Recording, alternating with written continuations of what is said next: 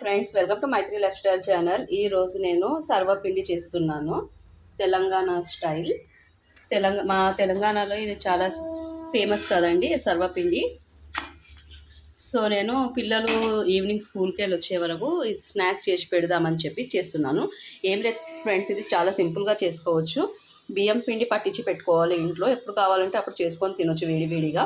బియ్యం పిండిలో ఉప్పు, కారం, అల్లం వెల్లుల్లి పేస్ట్, ఉల్లిపాయలు, కొత్తిమీర, పుదీనా కాదు, కొత్తిమీర ఇంకా కరివేపాకు కట్ చేసి వేసుకొని పల్లీలు దూరగా వేయించుకొని ఇలా క్రష్ చేసినట్టు చేసి ఇందులో వేసుకొని ఇలా ఒక కవర్ తీసుకొని కొద్దిగా ఆయిల్ రాసి మెత్తగా ఇలా రొట్టెలాగా చేసుకొని చేయితోనే చేసుకోవచ్చు. చేసుకొని పెంక మీద వేసుకొని కాల్చుకోవడమే, అంతే. ఇలా సింపుల్గా రెడీ అయిపోతుంది. వేడివేడిగా తింటేనే బాగుంటుంది ఫ్రెండ్స్. ఇది తినేటప్పుడే చేసుకొని తినాలనుకుంటే అప్పటికప్పుడు చేసుకొని తినాలి. ఒకవేళ ఈ వీడియో